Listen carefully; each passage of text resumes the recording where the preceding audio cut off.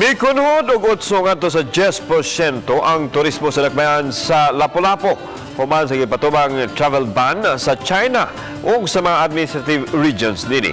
Samtang Lapu-Lapu City Mayor Junard Ahong-Chan naglaraw nga hangyoon ang mga resorts ug hotel sa pagpahigayon ng mga promos alang sa mga lokal nga turista. Si Luan Merondina sa report. Magtulo ka semana na sukad na patuman ang travel ban sa China, Hong Kong ug Macau. Ang epekto niini daling nabatyagan sa mga hotels ug resorts sa dakbayan sa Lapu-Lapu.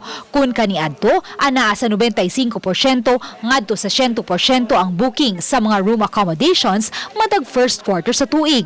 Karon anaa na lang sa 85%. Some of the properties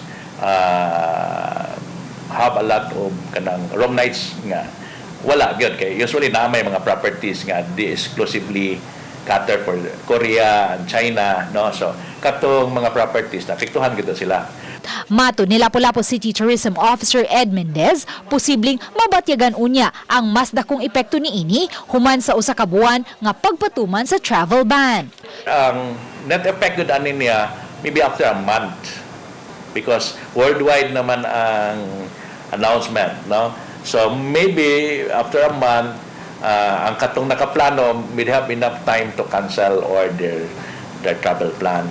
Subay niini, nagtinguha karon si Lapu-Lapu City Mayor Junard Ahong-Chan nga hangyoon ang mga resorts ug hotel sa dakbayan nga mopahigayon og mga promo aron madani ang mga lokal nga turista.